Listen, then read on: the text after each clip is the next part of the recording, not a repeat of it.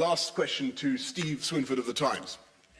Prime Minister, just to come back to Natasha's question, we heard from from a Western official today that if Russia did use chemical weapons in Ukraine, it would be highly unlikely that there would be a military intervention from NATO. Can I just clarify, are you in that position, or would you rule that out, or do you think it's possible that we could have a military intervention? Is it something you're prepared to consider? I just want to repeat the answer I gave to Natasha, which is I think that any such action would be not only morally repugnant, indefensible, but disastrous for Putin as well. And I think, well, I'm afraid I'm going to have to leave it there and rush for the plane under strict instructions. Thank you all very much. Thank you. Thank you.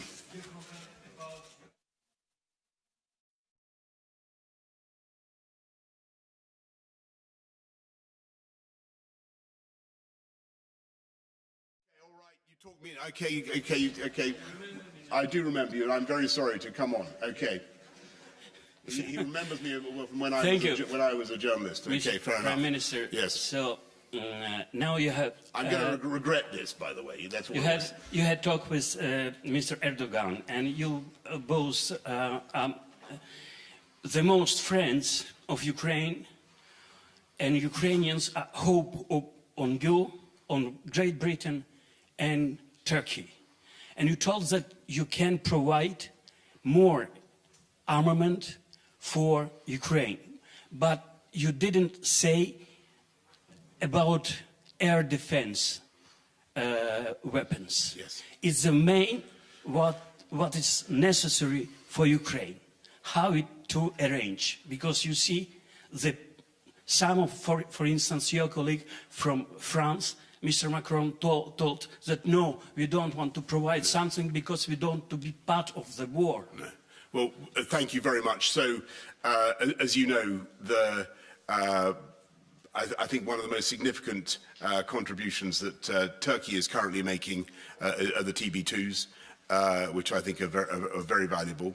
What the UK is providing, as I'm sure you've also seen, our air defences, and we're helping the Ukrainians to understand how to use them. I think that's entirely reasonable, but I don't think I should really go beyond what I said. The general tenor of the meeting, what everybody wants to do, is make sure that as Putin ramps it up, as Putin escalates his aggression, that we do ever more to defend and protect the Ukrainians, and that's what we're going to do. Thank you all very much. Thank you. Thank you.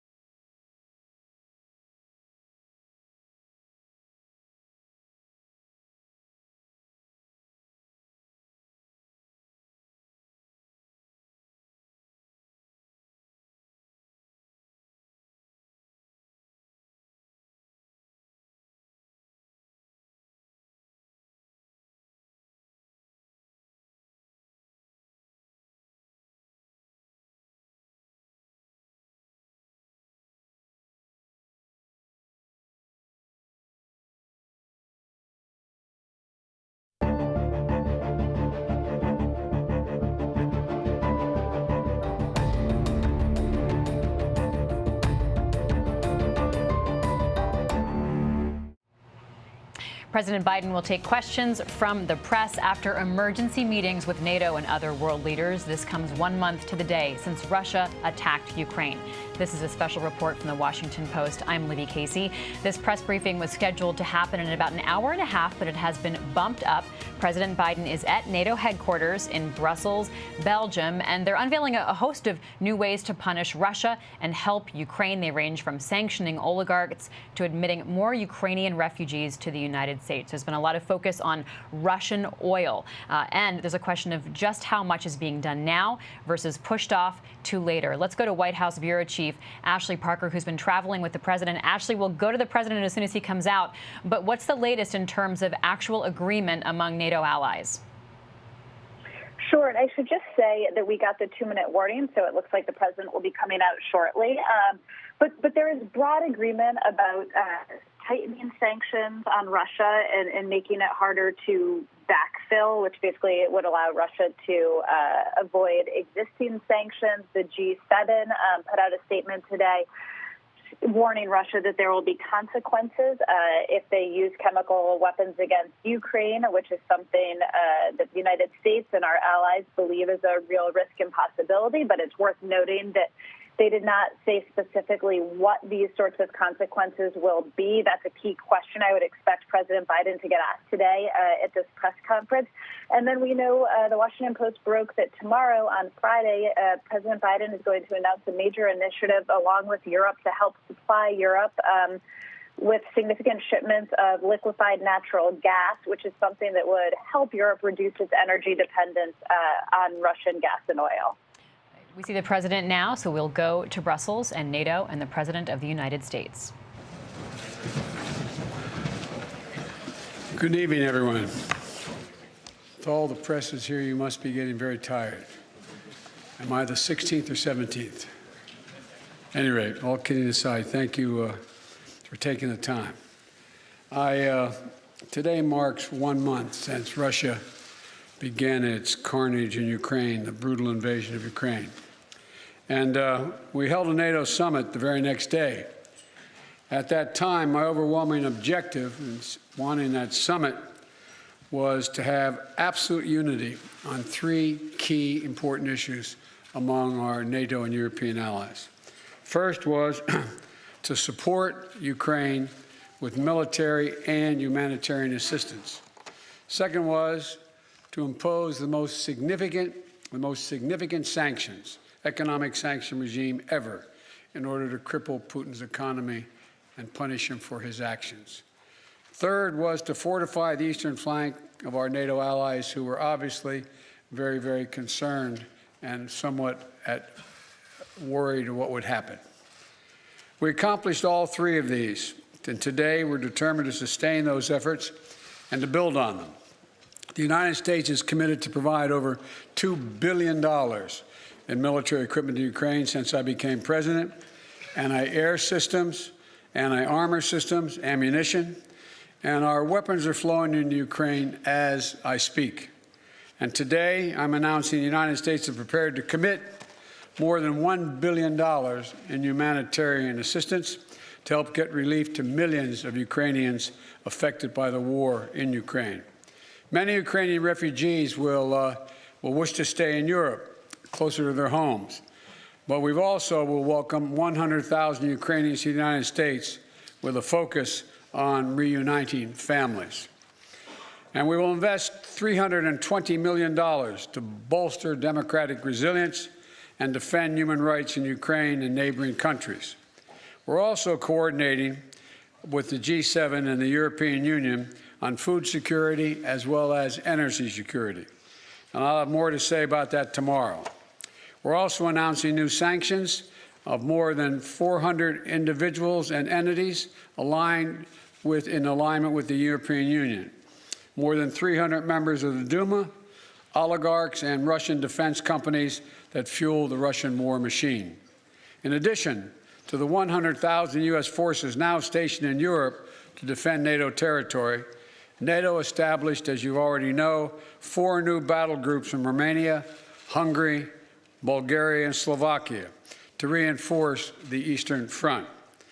Putin was banking on NATO being split, My early conversation with him in December and early January, it was clear to me he didn't think we could sustain this cohesion.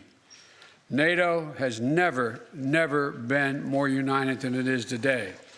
Putin is getting exactly the opposite what he intended to have as a consequence of going into Ukraine. We've built that same unity with the European Union and with the leading democracies of the G7, in the G7. So I want to thank you, and I'll be now happy to take your questions.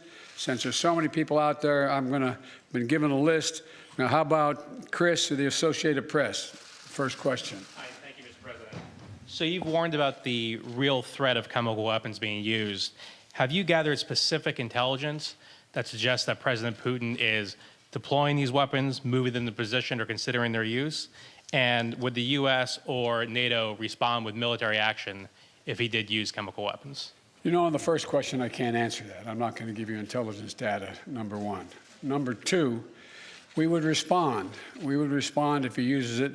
The nature of the response would depend on the nature of the use. Josh of Bloomberg.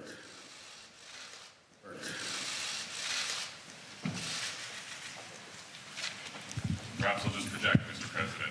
Thank you very much. If I had your voice, I'd have been elected a lot earlier. I'll give it a try. He's got a long arm. Thank you.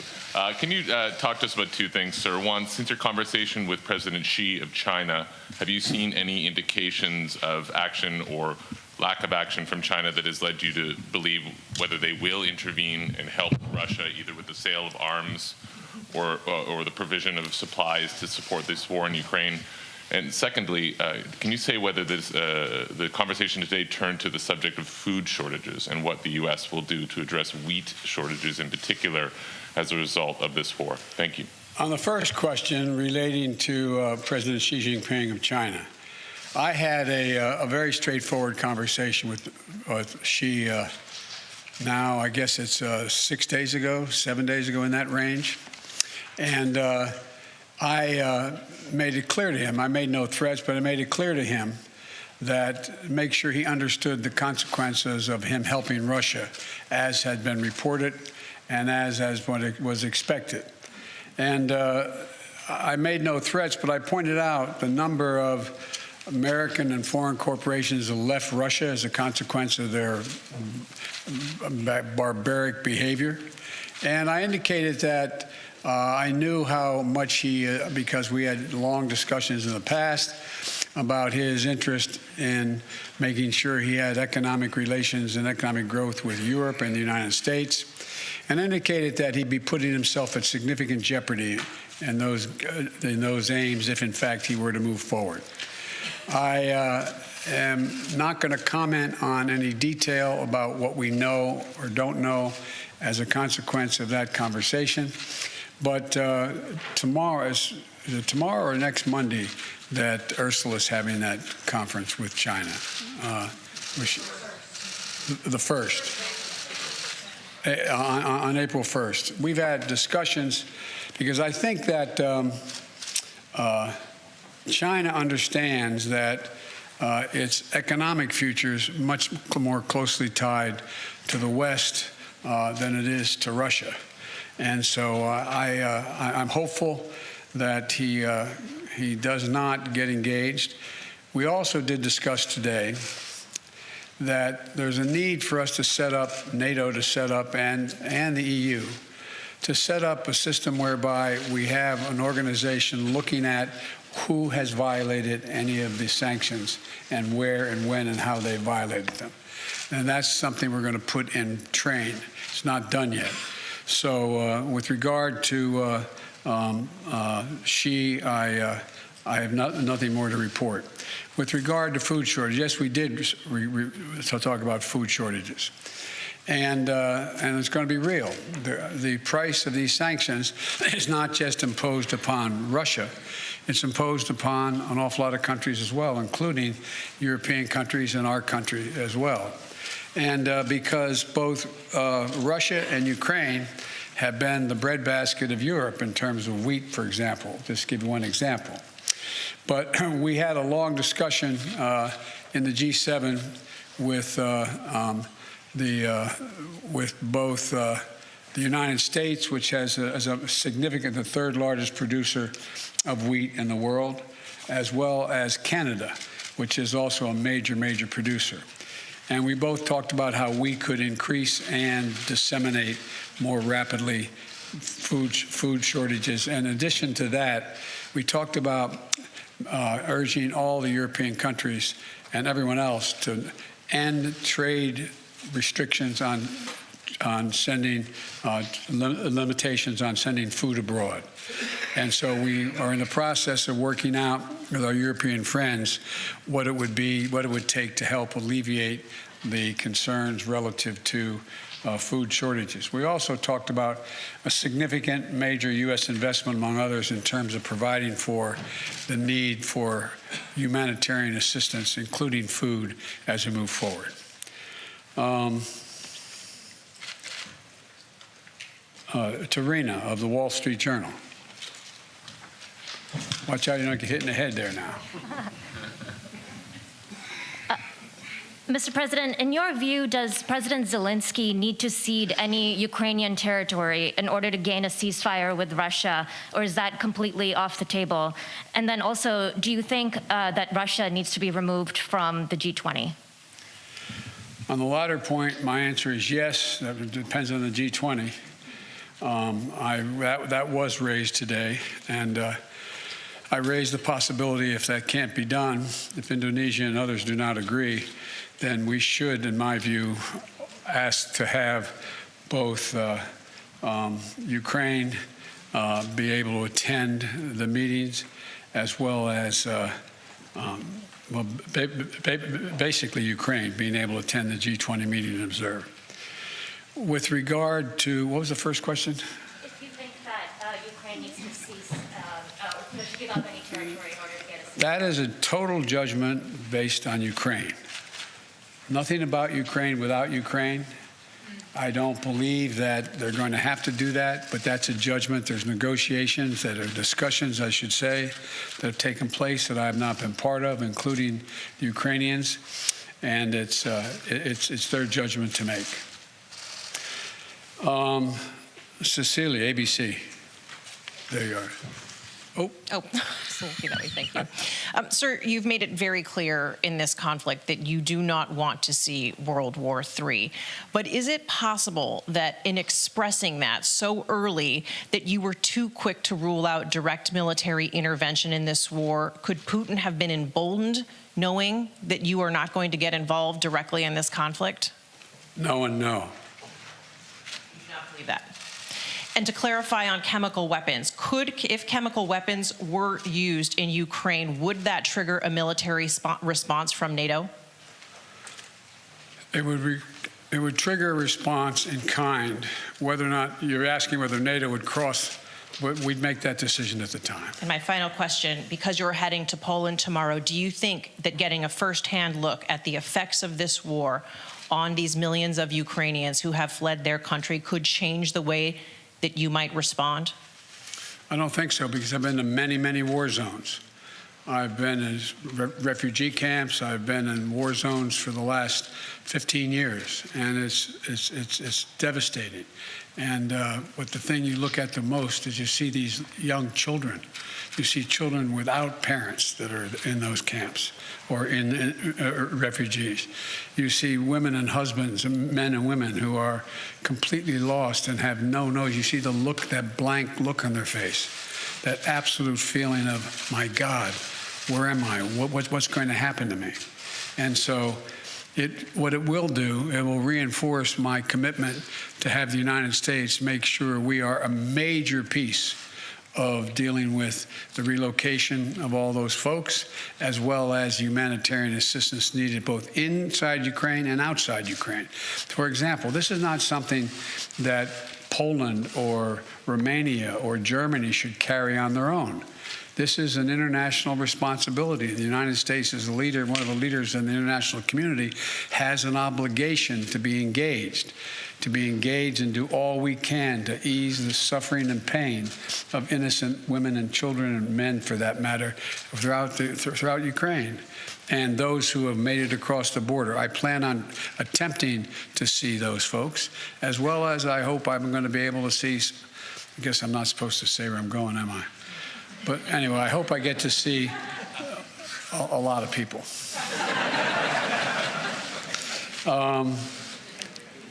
Marcus, Der Spiegel.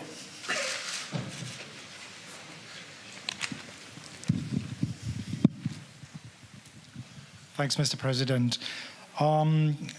There's a presidential election coming up in 2024, and as you know, there are yes, that's true.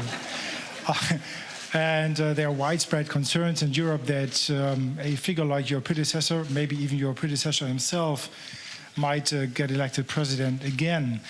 Are there any steps, anything you're trying to do and NATO is trying to do here these days to prevent what you're trying to do becoming undone 2 years from now? Thank you. No, that's not how I think of this. I've been dealing with foreign policy for longer than anybody that's involved in this process right now. I have no concerns about the impact. I made a commitment when I ran this time. I wasn't going to run again, and I mean that sincerely. I had no intention of running for president again.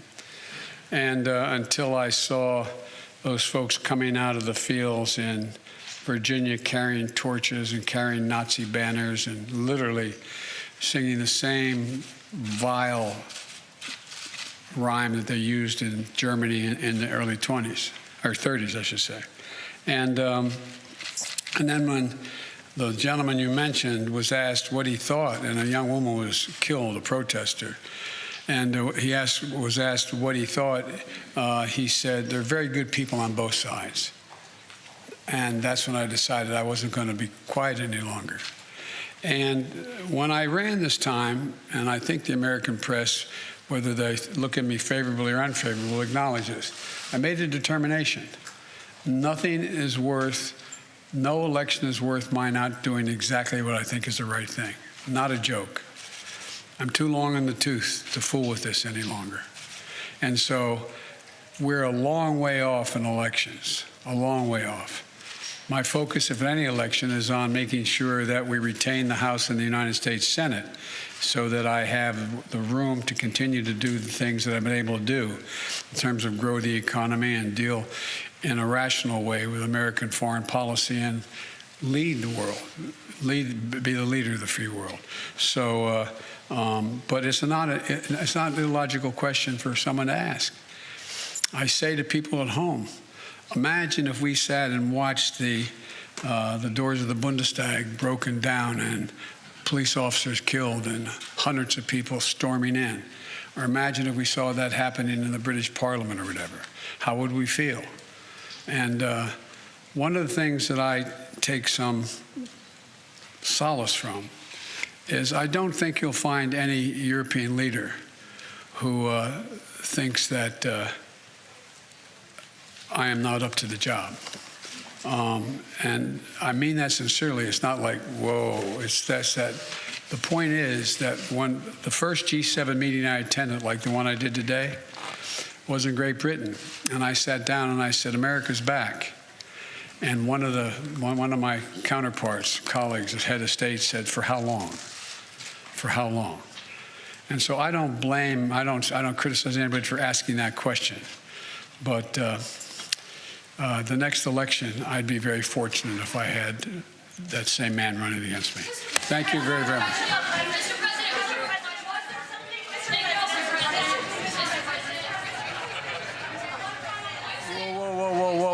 Whoa. No. Yeah, one final question, right. Hey, look, wait, hold on a second, please. I was supposed to be an hour ago at the European Union meeting and to speak. No, I'm thanking you. So someone I haven't called on before. You. Who are you? I'm Christina Rafiti from CBS. Thank you, sir. Okay. Sir, deterrence didn't work. What makes you think Vladimir Putin will alter course based on the action you've taken today? Let's get something straight. You remember, if you covered me from the very beginning, I did not say that, in fact, the sanctions would deter him. Sanctions never deter. You keep talking about that.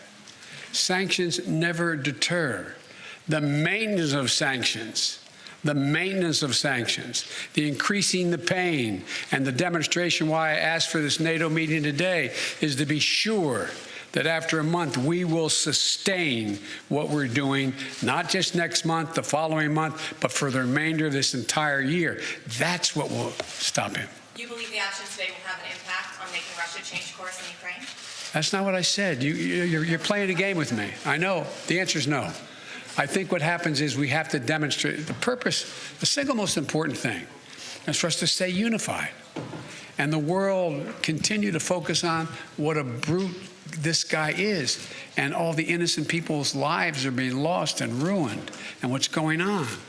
That's the important thing. But look, if you're Putin and you think that that Europe is going to crack in a month or 6 weeks or 2 months, why not? They can take anything for another month, but we have to demonstrate. The reason I asked for the meeting, we have to stay fully, totally, thoroughly united. Thank you.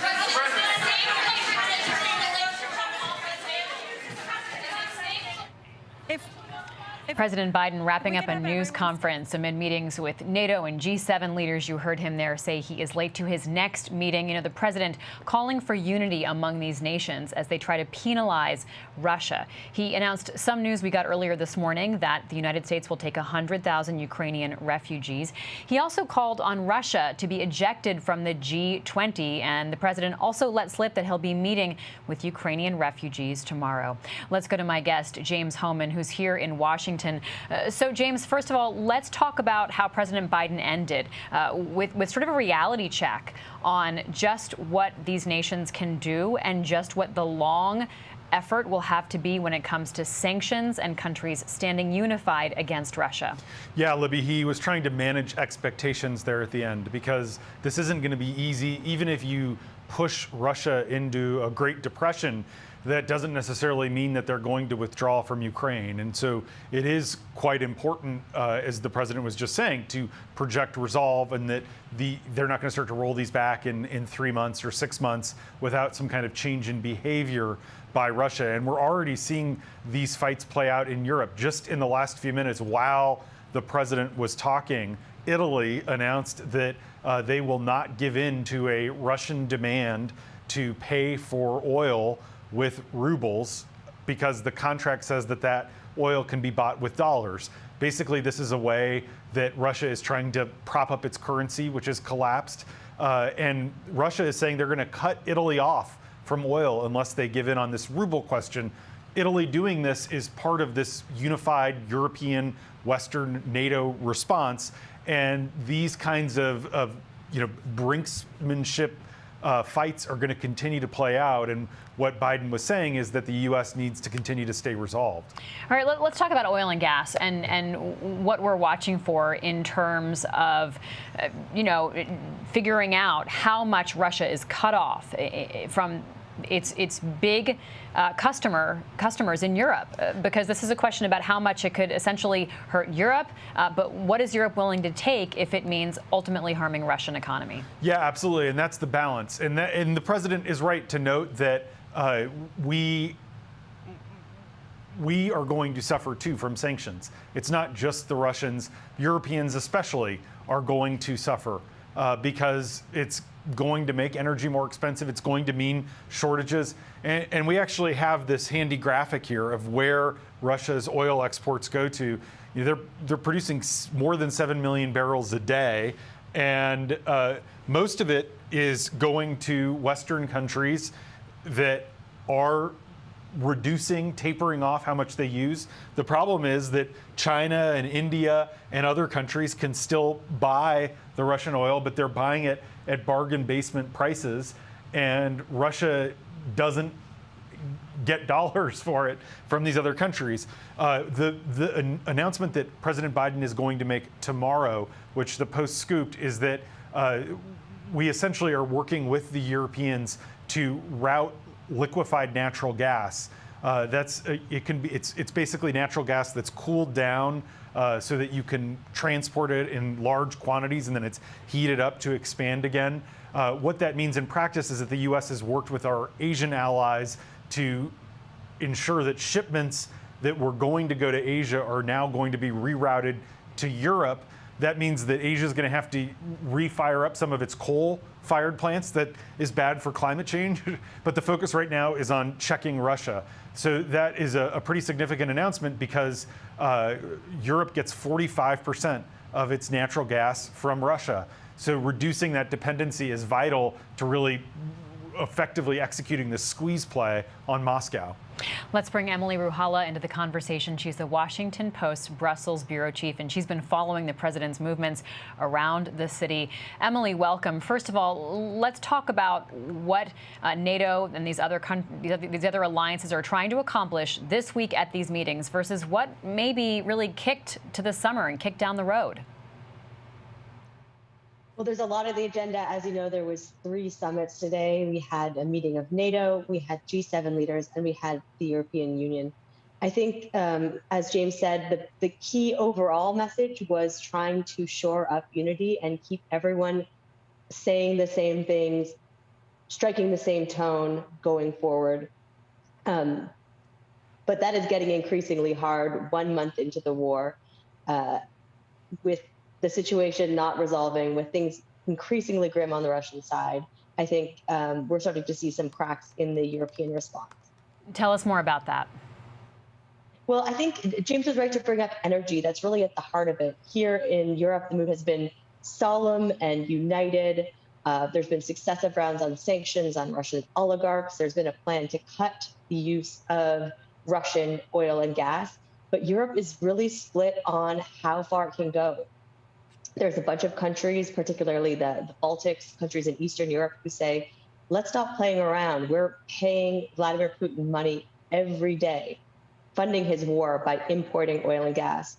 And there's a block of other countries, Italy, Germany has been vocal, saying we can't afford to cut him off, as unfortunate as that is.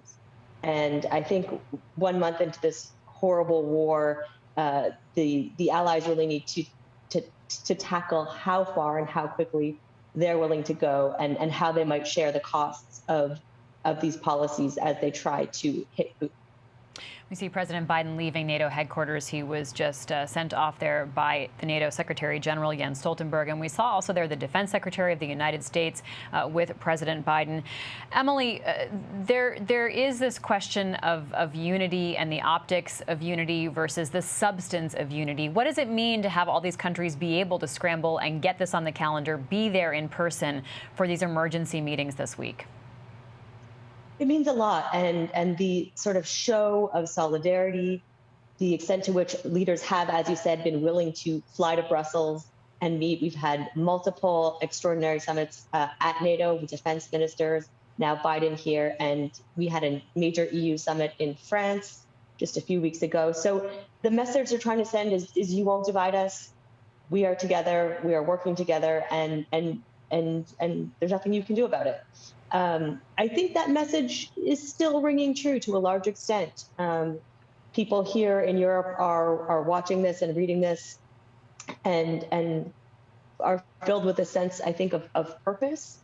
I think that sense of purpose and that sense of solidarity is getting harder to maintain as we get from, these sweeping promises and pledges for action down to the nitty-gritty of how many weapons do we send? What type of weapons?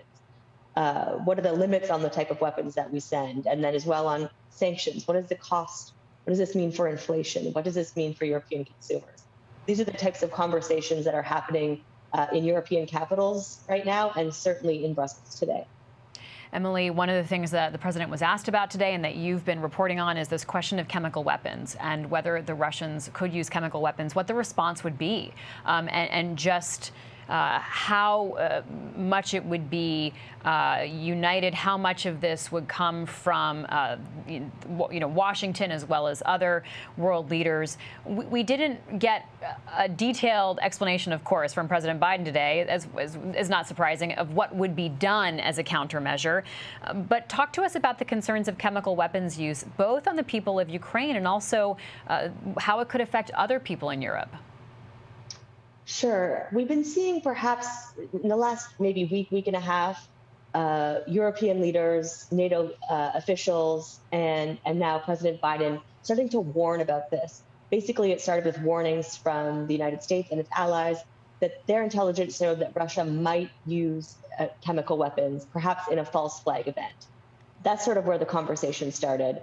Today, what we saw, particularly at NATO, was NATO leaders talking about what that means for the alliance.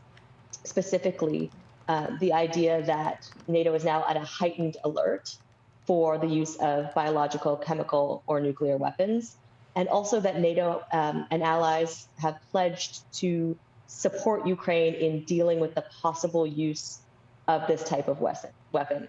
Now, they've been a little bit, not too clear on the precise nature of those plans. They referenced equipment for Ukraine that could help in the case of use of these weapons. But I think their strategy here is to not get into too much detail yet. And that's the same strategy we're seeing on this whole question of red lines. Every press conference, these leaders are getting questions from reporters now. What would be a red line? What happens if Russia uses chemical weapons?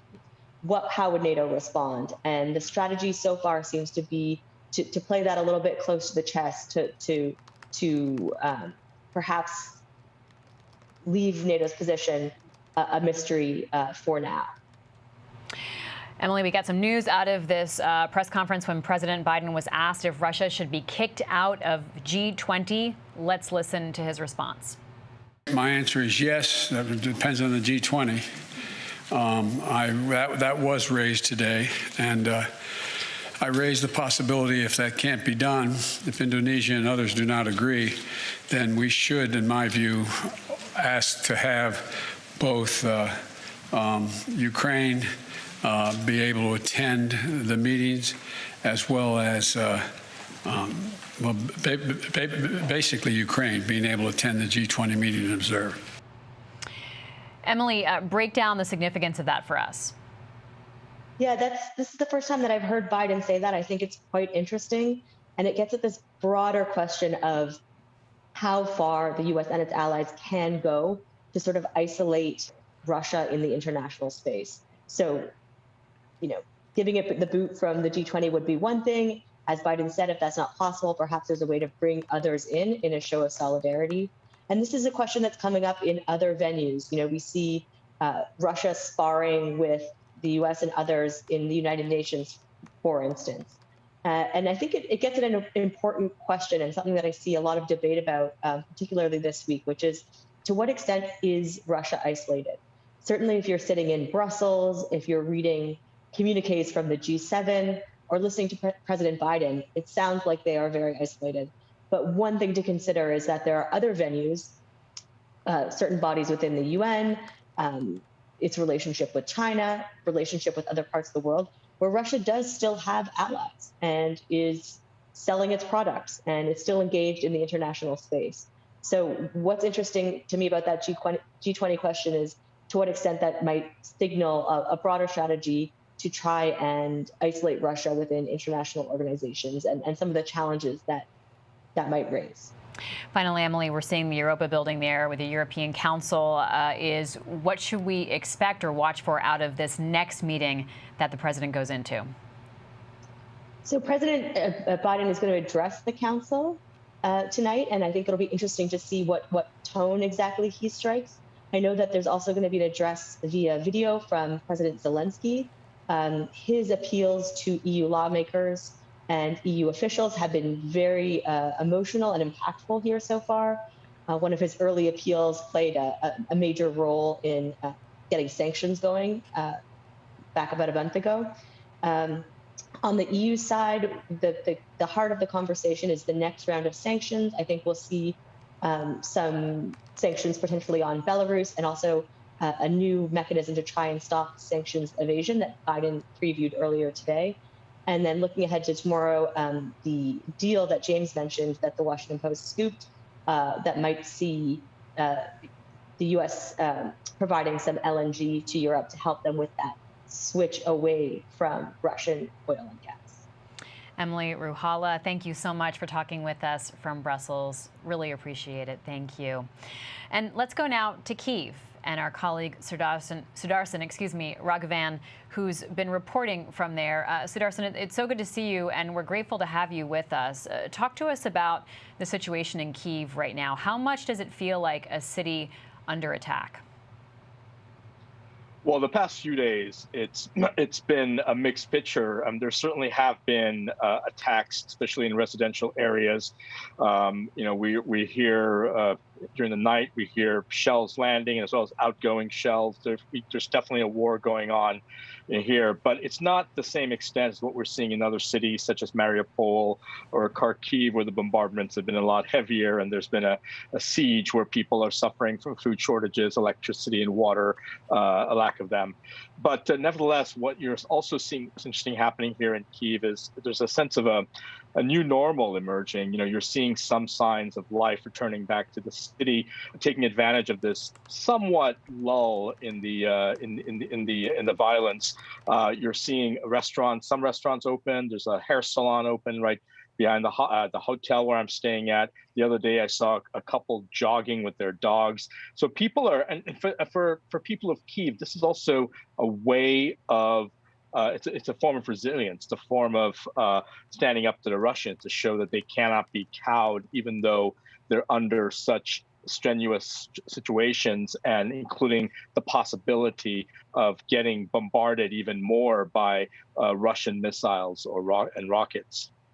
Sudarshan, we just saw some drone footage a moment ago that was looking at Mariupol, showing widespread damage to a neighborhood. I want to mention that video was shared by Ukraine's far-right Azov battalion. How are we getting insight and information as to what's happening in Mariupol? Well, it's very difficult because there aren't really any too many independent journalists left inside Mariupol. In fact, there were these two AP journalists who bore witness for weeks and did a remarkable job of revealing the horrors of what was happening inside. But now they've left, and so we're really relying on definitely sources that are, they're mostly Ukrainian sources, and yeah, I mean, these are things that are not independently verifiable, and as journalists, we need to note that every time we report such things. Nonetheless, the situation is extremely horrific there. We know that from discussions with people who've come out of there, relatives who are trying to find family members inside. It's a truly devastating situation, and there's no doubt once people can actually get back into the city, when that siege is lifted, we're going to be seeing an extremely horrific aftermath. President Biden talked about today what we had reported earlier, Sudarshan, that the United States will accept 100,000 Ukrainian refugees. This is big news because the United States has a cap on refugees generally. But what President Biden said is that a lot of people don't want to go that far from home. That there's a question about how many Ukrainians would really want to move or relocate to the United States. He said there would be an emphasis on family reunification, because we do know there are Americans here or people here in this country who are desperately trying to get loved ones out of Ukraine and to the United States. What do announcements like this mean for Ukraine? In my opinion, not much. Certainly, those Ukrainians who wanted to leave are able to. I mean, they've gone westwards to safer areas. They've crossed into Poland, Slovakia, and other neighboring countries, and many of them have gone even further deeper into Europe. I think, and you have to also understand that there are millions and millions of Ukrainians who are still inside the country, who don't want to leave their homes. It's particularly elderly people. I mean, what you're seeing in the capital here, and other parts of the country is that it's a lot of the elderly who are remaining there. They spent their entire lives here. They don't want to leave and go to a strange country at this age. They want to ride out this war, even if they have to do it inside underground bunkers. So yeah, I mean, 100,000, to the United States. I think that's of course a welcome gesture. But for many Ukrainians, this is their home, and they want to fight for their land, and they want to return to their land. So, yeah, I mean, I think while it's a good gesture, definitely, I think certainly most Ukrainians would prefer to remain here. Let's bring James Hohmann into the conversation to talk more about refugees.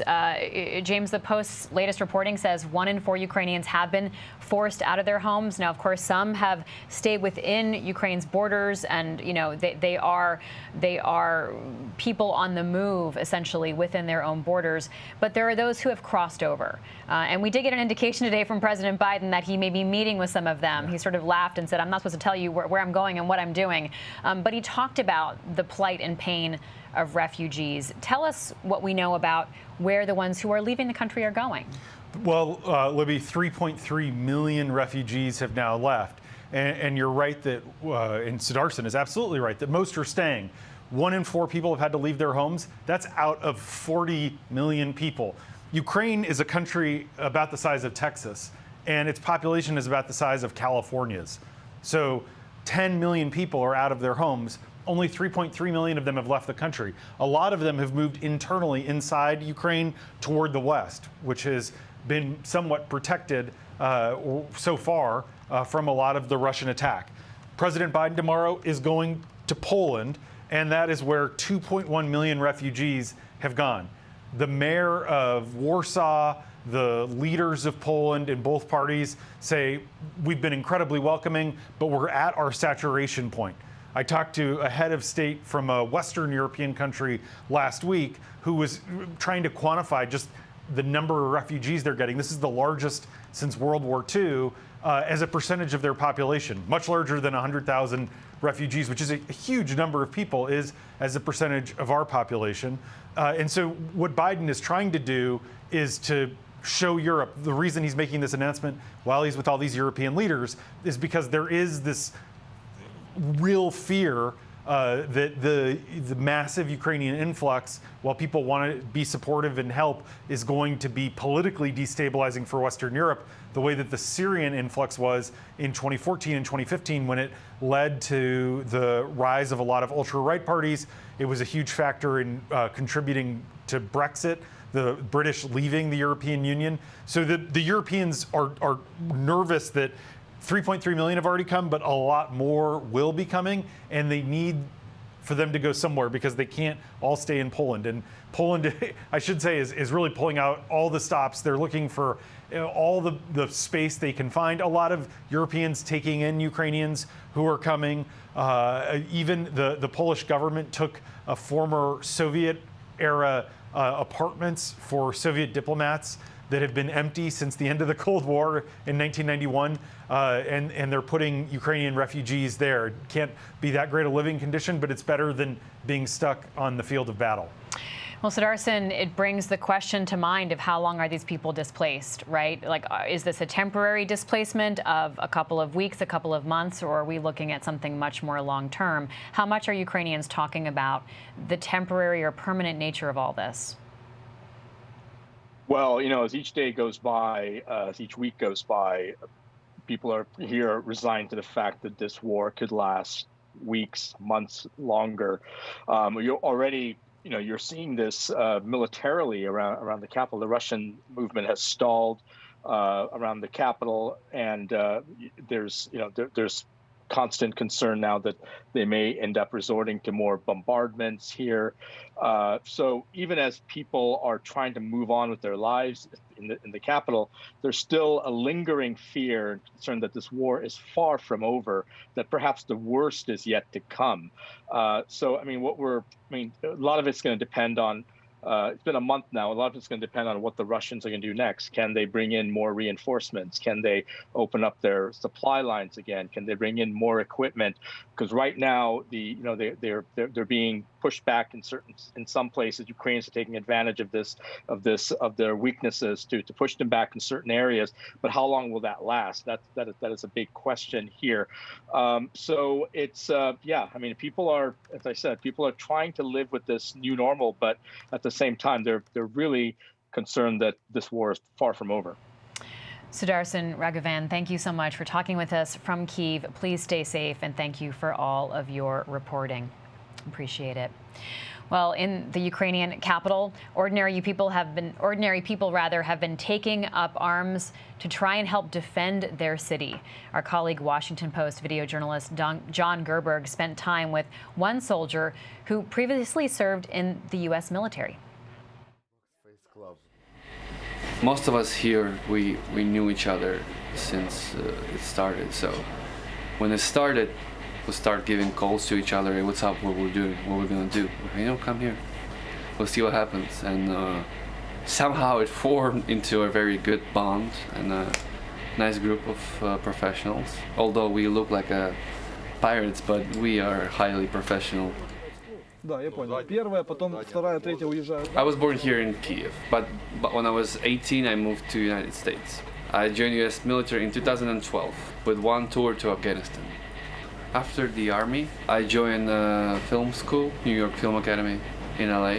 But then the pandemic started, I took a break, came here, visit my family.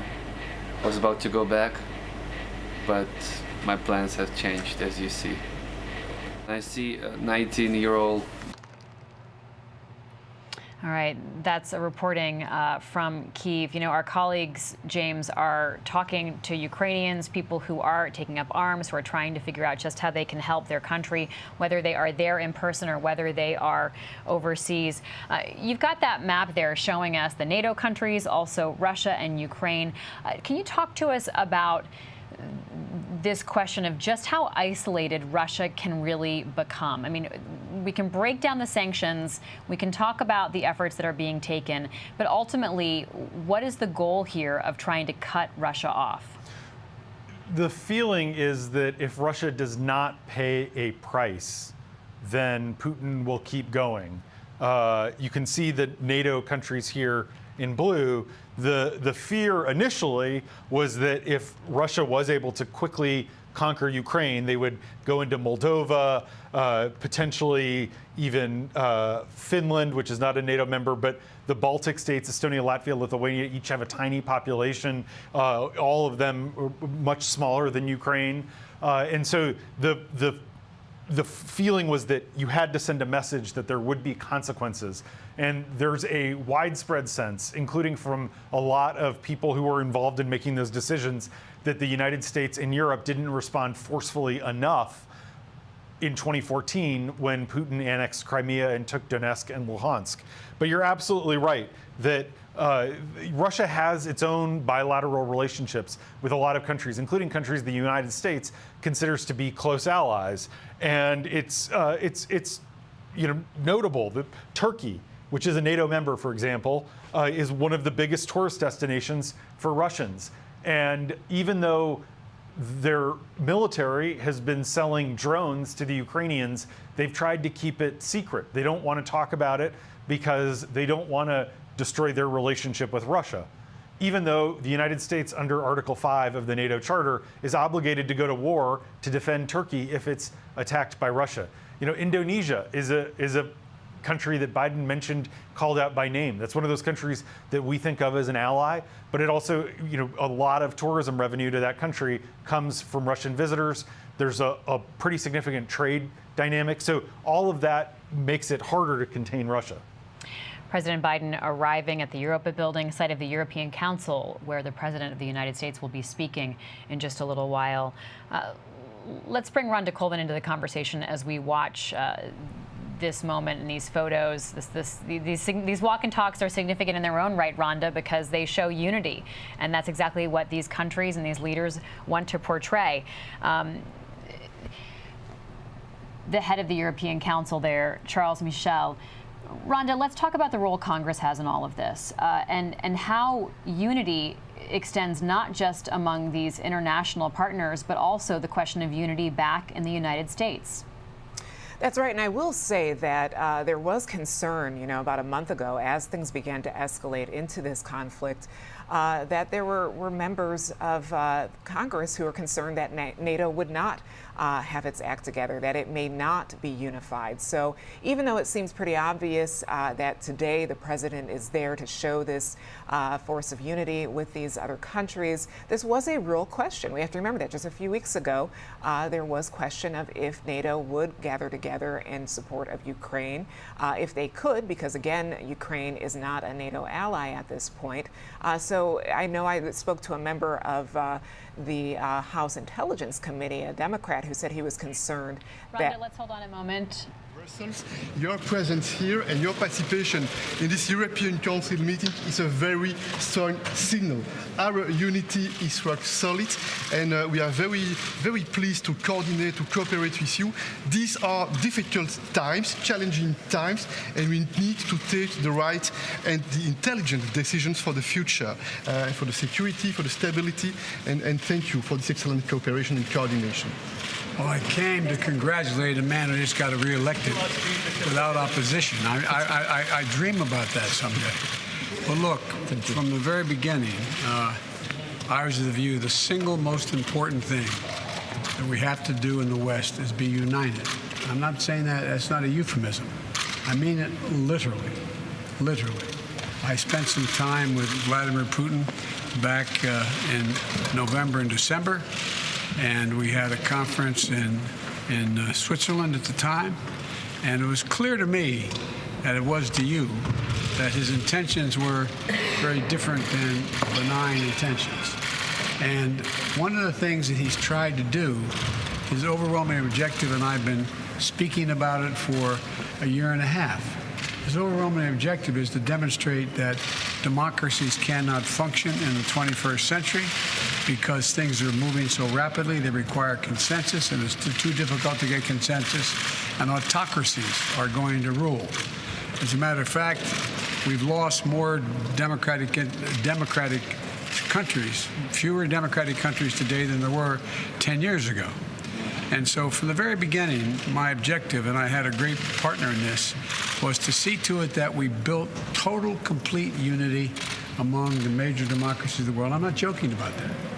That's why I called just a couple weeks ago and asked NATO to set up a NATO meeting of the heads of state, and which took place today. And I fortunately was able to attend 2 other conferences. But my point is unity, unity. And the very thing that Putin has tried to do from the beginning, and I've been saying this since my days as Vice President of the United States, is to break up NATO. Break up NATO. He'd rather face 30 independent countries than 30 united countries with the United States of America. Not a joke. I'm being deadly earnest. I believe that's been his intention from the very, very beginning. And so what I want to thank Michelle for is that the whole idea of the unity of Europe as a whole, not just NATO, the G7 and this organization, really matters. It's the single most important thing that we can do to stop this guy who's in our country we believe has already committed war crimes. But thank you very much for the time. And thank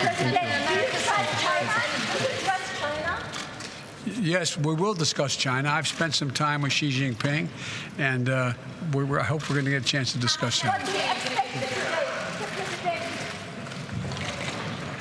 President Biden and Charles Michel, the president of the European Council. They are at the Europa building in Brussels in this set of urgent and emergency meetings among world leaders discussing Russia and its attack on Ukraine, which happened 1 month ago.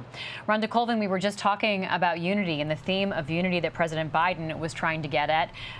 Can he go to these world leaders and express a position of unity domestically back in the United States? That's right. That was a pretty relevant segue into what he was saying. We were talking about unity and how it wasn't a certainty about a month ago that NATO would be unified in this effort. So this is a show from President Biden as well as the other world leaders there who are part of NATO to show this type of unity. That's why we're seeing those moments like that where they said unity several times. It was because it wasn't exactly a certainty as everyone was trying to figure out what would be their approach to the Ukraine situation. And to your point about domestically, yes, we're seeing some unity on the Hill in ways that we're not seeing on some domestic issues. For instance, the House has passed a few pieces of legislation where they have had almost near unanimous support for different legislation regarding Ukraine. There, of course, was the $13.6 billion aid package that Congress passed. That included humanitarian aid as well as weapons to Ukraine, and that's on top of what the White House also announced in aid packages that they wanted to send over. Right now, there is legislation that is being considered to end normal trade relations with Russia. That's something many people might remember a couple weeks ago the president announced he wanted done alongside our allies. They were also doing that in their countries, but it's something Congress has to handle. So right now, the House passed it last week near unanimous. I believe it was only 8 Republicans who did not vote for that piece. But now it's in the Senate. And yesterday, Chuck Schumer tried to get it through a rapid vote. One senator stood in the way of that, Mike Crapo of Idaho. He wants in that legislation a ban on oil imports. Now, there already is legislation covering that the House passed. The Senate has not passed that yet. Schumer said that they could just pass that House bill and then pass this ban on this reform on trade relations separately. But that is a sticking point right now being considered by the Senate. We'll see where it goes. But one thing I am seeing is that both Republicans and Democrats are talking about these issues. They're far from dead. So Ukraine is something that apparently has unified the U.S. Congress publicly in speech as well as legislatively. Thanks so much, Rhonda. Let's bring in Shane Harris, who writes about national security. Shane, we've been talking about the actions taken, the decisions made, but what are these countries afraid of? What are these world leaders afraid of when it comes to Russia and Vladimir Putin's decisions over the coming days and weeks? Well, it's a great question, and one that I think is on the mind of a lot of officials. I mean, the bottom line is they're trying desperately to avoid a direct war with Russia because Russia is a nuclear power. I mean, underlying all of these decisions is the fact that Russia has a strategic nuclear arsenal, a tactical arsenal. There's a lot of questions, I think, among Ukrainian officials I talked to, and some U.S. officials as well, over whether Putin would really use those weapons or how far he would have to be pushed.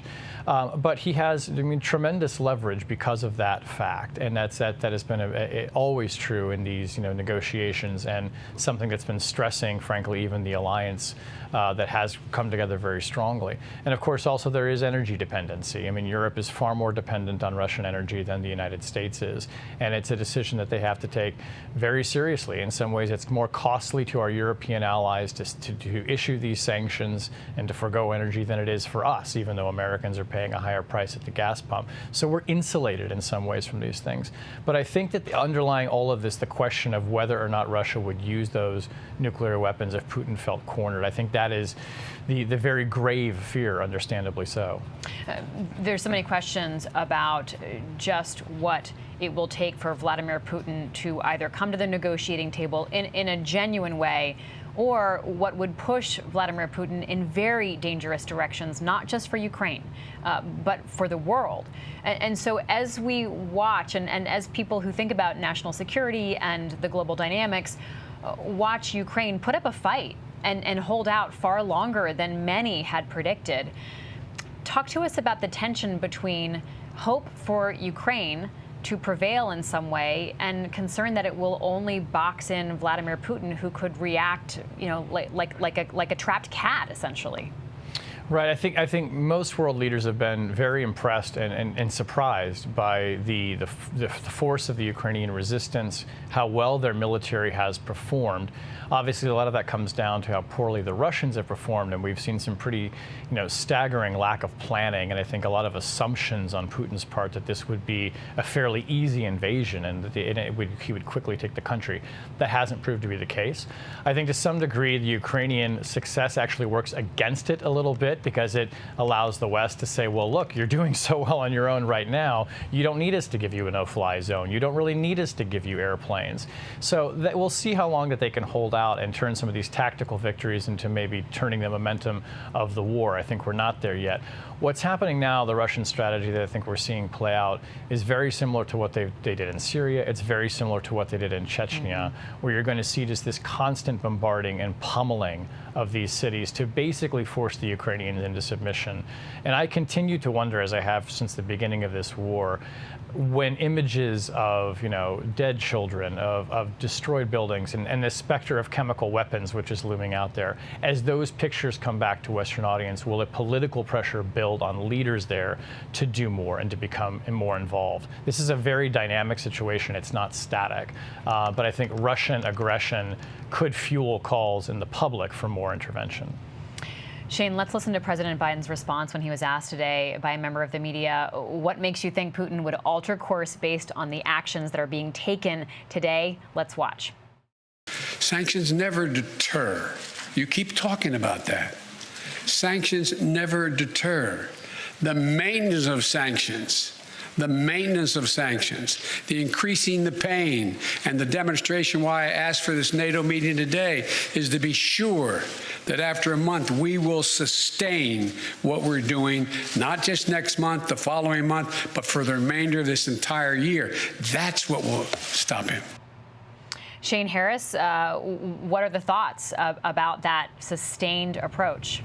I mean, I think that the United States and its allies are, as they see it, probably they're engaged in economic warfare against Putin. We're not putting troops on the ground, but you heard President Biden say, we're not trying to deter him, we're trying to punish him.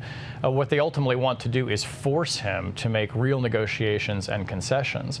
To your point, though, about Olivia, about the question of how far you can push Putin before he gets desperate, this is something that's on the mind of a lot of U.S. officials that I talk to, none of whom has said that they're worried that the sanctions have gone too far, but they're paying very close attention to the Russian economy, which is disintegrating in some important ways, and are asking the question, is there a point where you have to at least signal to Putin that there's a way out for you here, that it isn't just going to be, constant pain until you relent, that there's some incentive to get him to come to the table.